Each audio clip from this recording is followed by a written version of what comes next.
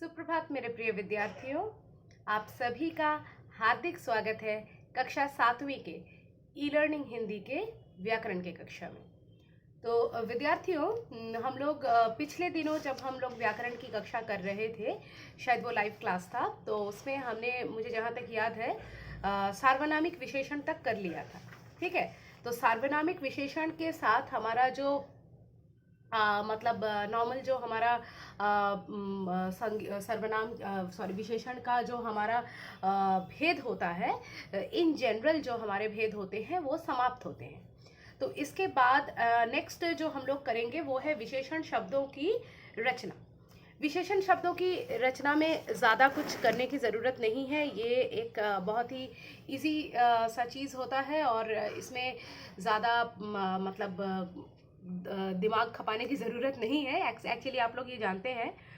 देखिए, यहाँ पे संज्ञा के, सर्वनाम के, क्रिया के और अव्यय के विशेषण रूप कैसे बनते हैं, मतलब कैसे नहीं बनते हैं, बनकर के क्या बनते हैं, वो दिखाया गया है। ठीक है, तो जैसे कि संज्ञा, लखनऊ एक संज्ञा है, एक नाम है एक प्लेस का।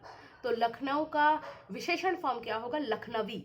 अब इसके लिए एक अगर एग्जाम्पल नहीं दे तो आप समझ नहीं पाएंगे। लखनऊ एक जगह का नाम है, संज्ञा है, ठीक है, संज्ञा हमारी आलोचना का आज विषय नहीं है। लखनवी जो है, लखनवी शब्द कैसे विशेषण है? जैसे वह लखनवी अंदाज के कपड़े पहनता है, तो कपड़े जो है वो संज्ञा है। कैसे है कपड़े? विशेष्य हुआ हमारा कपड़े, लेकिन विशेषण क्या है? लखनवी। तो उसने लखनवी कपड़े पहने हैं, तो ये लखनवी शब्द क्या हुआ? हमारा विशेषण हुआ। तो इसका मतलब लखनवी हमारा विशेषण है। इसी तरह से देखिए,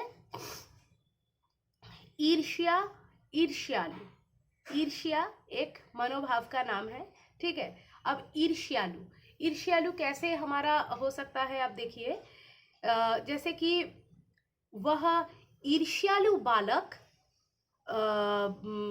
या उस ईर्ष्यालु बालक ने यह काम किया है। तो बालक हमारा विशेष्य है और ईर्ष्यालु क्या है? वो हमारा विशेषण है। तो आप समझ गए फिर कैसे होता है। इस प्रकार से ये बनते हैं। ऐसे बहुत है। देखिए, मामा, ममेरा, कैसा भाई? मेरा ममेरा भाई। तो भाई इज विशेष्य, ममेरा इज विशेषण। इस तरह से आप ये सारे शब्द जो है, बल, बलवती, बलशाली, सांप, सपेरा, पेट, पेटू, जाति, जातीय, लाइक दैट, आप लोग इस पूरे सेगमेंट को अच्छे से पढ़ लीजिएगा। अगर आप लोगों को कहीं पर दिक्कत होता है तो मुझे मैसेज कर दीजिएगा, ठीक है। उसके बाद नेक्स्ट है सर्वनाम से विशेषण। कोई कैसा, जो जैसा, कौन कौन सा, वह वैसा, ठीक है। ये सारे विशेषण फॉर्म बनते हैं। मैं, मेरा या मुझसा, हम, हमारा, हमारा विद्यालय है, हमारा देश है। तो ये हमारा देश, देश विशेष्य, हमारा विशेषण। तो हमारा विशेषण ये तो बताया गया है आपको। तो आप लोग समझ पा रहे हैं ना कैसे विशेषण, मतलब ये केवल रट लेने की बात नहीं है, ये मिल गया है, हमने रट लिया है, नो, नॉट लाइक दैट। आपको क्या करना है?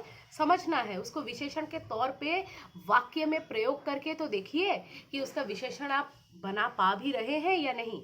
मैं बोल रही हूँ, किताब बोल रहा है विशेषण, तो मत मानिए। पहले वाक्य में क्या, अभी विशेषण में प्रयोग कैसे करते हैं ये आप लोग इतने दिनों से सीख ही गए हैं।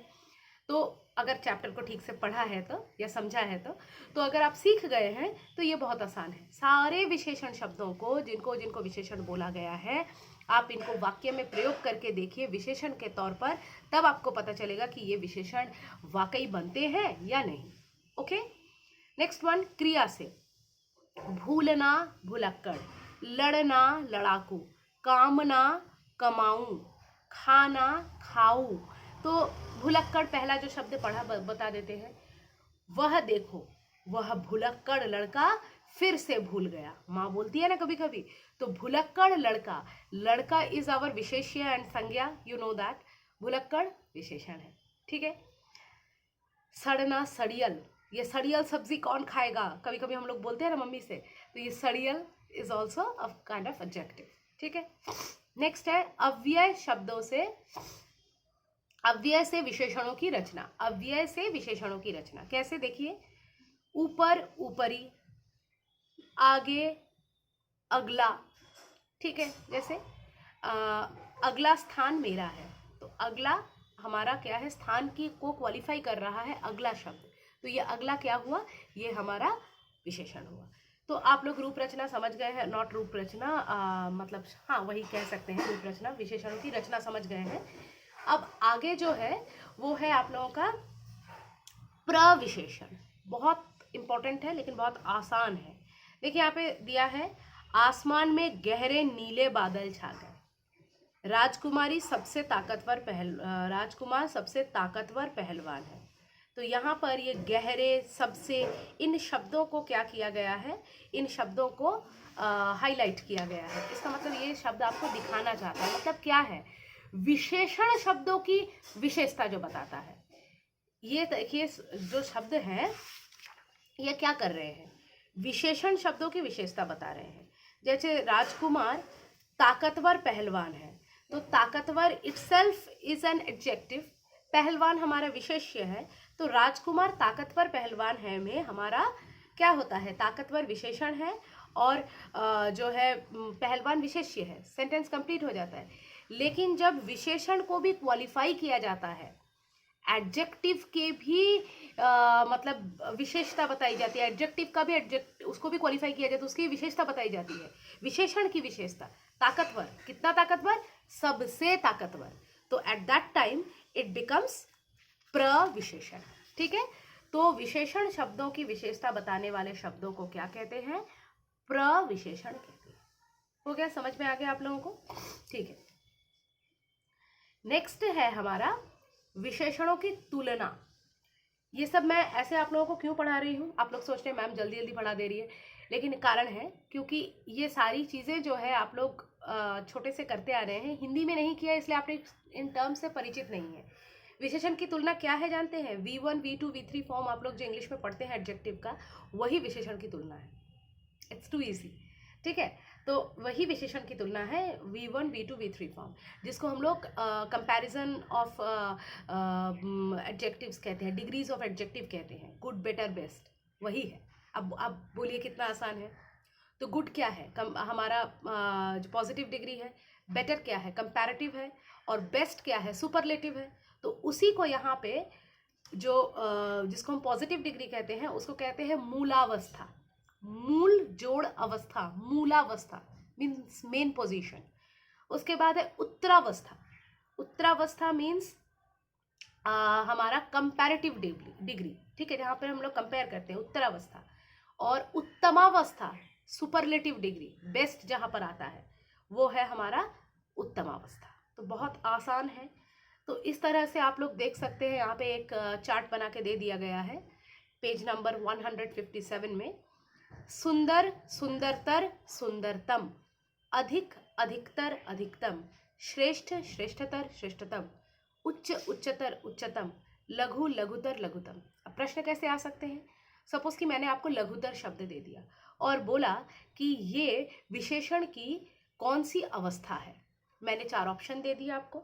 अब उसमें से अगर वहाँ पर उत्तरावस्था ऑप्शन आपको मिलता है तो वो सही ऑप्शन है, और अगर नहीं है, इनमें से कोई नहीं आंसर होगा, तो फिर इनमें से कोई नहीं आंसर बन जाएगा। समझ, मतलब मेरी बात समझ पा रहे हैं ना, मैं आपको आपके करंट एग्जाम फॉर्मेट के हिसाब से समझा रही हूँ।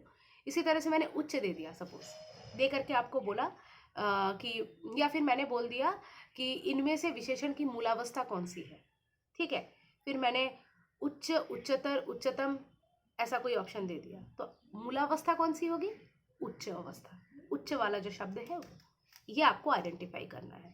तो आज इस तरह से हमारा विशेषण का पाठ समाप्त होता है। इसमें हमने विशेषण के चारों भेद, गुणवाचक, संख्यावाचक, परिमाणवाचक और सार्वनामिक पढ़े। संख्यावाचक, परिमाणवाचक में अंतर को जाना। अच्छा, उनके दो भेद होते हैं, निश्चित और अनिश्चित करके, संख्यावाचक, परिमाणवाचक के। ठीक है, विशेषण की तुलनात्मक अवस्थाएं पढ़ी, तुलनात्मक अवस्थाएं, डिग्रीज ऑफ एडजेक्टिव्स पढ़े, और प्रविशेषण के बारे में जाना। तो इसके साथ हमारा पाठ समाप्त होता है। इसका जो एक्सरसाइज है ये इतना इजी है कि आप लोग एक बार बैठेंगे तो हो जाएगा, मुझे आपको बताने की ज़रूरत नहीं है। फिर भी मैं कोशिश करूँगी कि मैं आप लोगों को ई पोर्टल पर इसको सॉल्व करके दे दूँ। आपका जो असाइनमेंट सेगमेंट है वहाँ मैं आप लोगों को सॉल्व करके दे देने का कोशिश करूँगी। बाकी ये बहुत आसान है। देखिए, विशेषण विशेष्य छांट कर लिखना है, शब्दों का विशेषण बनाना है, कौन सी अवस्था में है उसका मिलान करना है, और शब्दों के विशेषण शब्दों को लिखना है। ठीक है, तो उम्मीद करती हूँ कि आपका अगला फेस्टिवल सीजन भी बहुत अच्छी तरह से बीतेगा और आप लोग चैप्टर को भी अच्छे से तैयार करेंगे। इसके साथ एक और बात बता दूं, हमारा जो चिड़िया की बच्ची नामक पाठ था उसमें एक ही थोड़ा सा पोर्शन बाकी है। मुझे अगर टाइम मिलेगा तो मैं कभी रीड आउट कर दूंगी आप लोगों को। लास्ट पोर्शन में यही होता है कि चिड़िया की बच्ची जो है उड़कर अपनी माँ के पास जाती है और माँ के सीने से लग जाती है, माँ को कुछ बताती नहीं है, और वहीं मतलब पूरी रात जो है वही सो करके माँ के आंचल में जो है बिता देती है। मैंने आप लोगों को पाठ पढ़ा दिया था, बस वही आखिरी पोर्शन बाकी था कि माँ की छाती से चिपटती है और कहती है क्या है मेरी बच्ची, माँ पूछती है। बच्ची कांप जाती है, कुछ नहीं बोल पाती है, और माँ उसको ढाढ़स बंधाती है, लेकिन वो पलक मीचे वहीं सोई रहती है। और इस कहानी के कहानीकार श्री जैनेन्द्र कुमार जी हैं। इसकी चर्चा बाद में फिर से हो जाएगी, आप लोगों को बस बता दिया। विशेषण पाठ आज समाप्त होता है। ठीक है, चलिए फिर मिलते हैं अगले कक्षा में, तब तक के लिए धन्यवाद।